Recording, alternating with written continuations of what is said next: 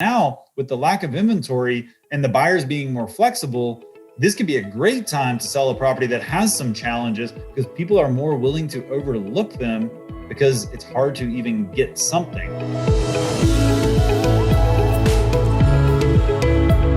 We've talked to over 1,000 buyers this year. What are they saying? What do people really want in today's housing market? Welcome to the Landis Look, where we take an inside look at the world of real estate. Today, I'm here with Brett. Brett, thanks for being here. What's going on, Justin? Thanks for having me. So Brett is going to drop some knowledge on us today because he takes the majority of the inbound inquiries in our company, and we've had over 1,000 inquiries this year. So the volume of people that Brett is talking to about what's important to them in the housing market right now is just really rare. And so we're excited to hear the insights that they're giving you. Brett, what are people saying this year? What are you hearing? Yeah, so I think now more than ever, people are just reconsidering what they want in a house, which is probably pretty common feeling for most people. We're all stuck inside most of the time. Everybody's working from home. So I think really most people are just sort of thinking, do I need more space than I have right now? Or now that we're all remote, maybe not necessarily tied to a commute, do I have to live where I'm living right now? Can I explore some options that are a little bit further out?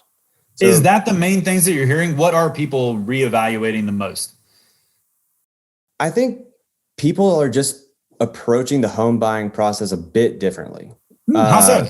Well, I mean, again, we're all stuck inside. I mean, pretty much most of the time working from home. So even if you feel like maybe your phase in life didn't necessarily dictate having a bigger place right now, maybe you just want a little bit more space because now your job's remote indefinitely. Yep. So maybe you do need that extra room that you can turn into an office or just a flex space. And if maybe you don't have to worry about keeping a commute relatively short, which can be a problem in Atlanta, we all know. For sure. Maybe you can explore some of those cities and suburbs that were maybe never on your radar. So it's just kind of opening people up, I think, to explore the home buying process a bit differently. And I mean, rates are insanely low right now. So, it is giving people a little bit more flexibility with what they can afford or what they want to spend. And, it's giving people a lot more options. It's expanded people's searches, not just in town. A lot of our inquiries are from people who are not currently in Atlanta, which that's a definite difference, right? Comparatively. Absolutely. I mean, I feel like every week we hear of another major corporation talking about, we're going to not completely abandon, but we're really going to go remote. And that doesn't just open up a commute from your locale. I mean, that lets you go anywhere. Yeah. And so, I think Atlanta is wonderful for this. We have an extremely low cost of living compared to the rest of the country. And I mean, we're so close to so many great things. It's a really short drive to a beach. It's the mountains are just a little bit up. Really, you can go anywhere really, really quickly. And again, it's really affordable compared to the country. So, we get people asking about relocation all the time. For sure. We also get people asking about investment a lot who don't live here as well, which I think says a lot about what other people in the rest of the country think about the future of Atlanta real estate.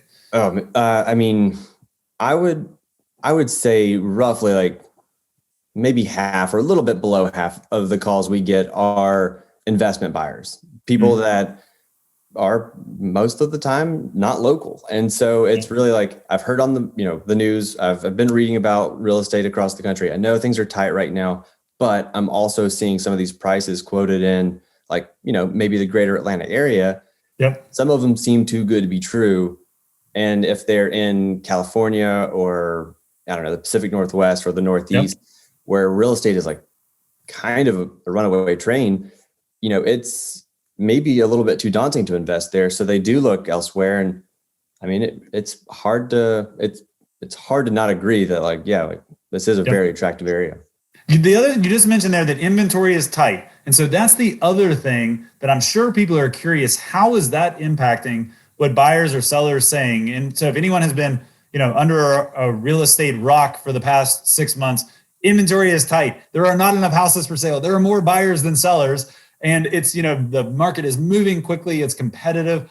How is that impacting what people are looking for? And what maybe even also, secondly, what sellers are saying when they call in? How have those conversations changed? I think I mean, everybody really watches, all of like the third party real estate sites. It's just fun to browse and, look around. So if you have absolutely any insight into what's going on, you're seeing how quickly things are selling. And you're probably seeing like, wow, there's only 2 things for sale in this neighborhood. There's usually a lot more than that. It's a little bit daunting for some buyers, but I mean, I think that's why we are great at what we do, is we can kind of help work around that. Yeah. But I mean, from an inventory perspective for buyers, I think it's just giving them a little bit more space to be a little bit more flexible with what they had maybe traditionally looked for. We're all watching a lot of TV right now. You have that HGTV influence. Yeah, maybe we don't need something that's immediately move-in ready. Maybe we have a few more months on our lease. Maybe we can do slight, tweaks to the kitchen, or that bath can be updated relatively easily. I think it's also giving people the freedom to say, all right, we don't want to be in a condo anymore. Let's look at that single family house. And then if we want to be here for a little while longer, we can knock down that wall or do something a little bit more drastic. I think it's just giving people a little bit more freedom to be creative with like the space that they live in, put their own thumbprint on it for sure. I like it. What about on the seller side? I mean, what about what are the sellers saying in their initial conversations?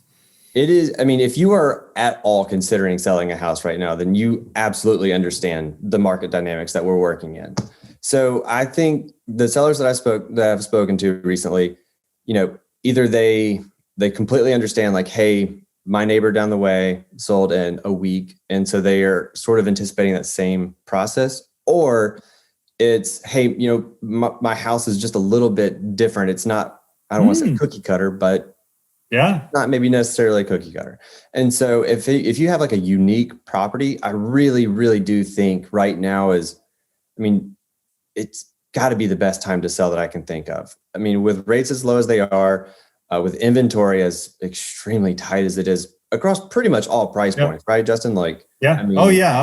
Tight as I can ever remember it, even at ultra luxury price points. Yeah. I mean, if you have a property that you think you would be at all interested in selling, there cannot be a better time to Brett, I think that is really good insight on the unique property, and that can be unique in a good or challenging way, right? I mean, unique good, this could be an opportunity to really maximize that because, hey, there is great demand, there's low inventory. Your property that already stands out can really stand out. Well, on the flip side, if you have a home that has challenges such as like really busy road, backs up to something that's undesirable, that sort of thing, those can be harder to sell in a more balanced market. But now with the lack of inventory and the buyers being more flexible, this could be a great time to sell a property that has some challenges because people are more willing to overlook them because it's hard to even get something. So I think that's really great insight from the seller standpoint, is on both ends of the spectrum, this could be an awesome time to take advantage of the market.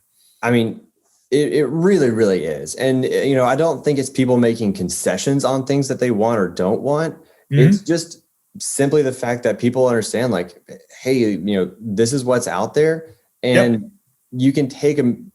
Nothing is set in stone. I mean, mostly things can be worked within. So like, they're just okay taking something that maybe is a funky layout and just working it a bit more to fit their needs at the time. Yeah.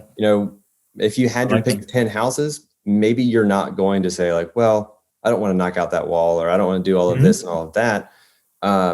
But if it's one of 2 or 3 and it's in your price point and it's affordable right now, then all right, well, sure, I don't mind doing another project or 2 before we move in. That could be fun. Yeah. Awesome. Well, Brett, thanks for the insight, man. It is so cool to pick your brain after all of those conversations that have come in and that you've had this year. And we're super thankful for that. Everybody listening, if you have any specific questions about, hey, what about my house or my search, or how would that relate? Give Brett a call. He'd be happy to talk through this with you as well. Or drop us a message here like so many of you do. We'll see you guys again next week. Thanks for watching. We appreciate it. Brett, thanks again. Absolutely. Nice talking. Bye. Bye-bye.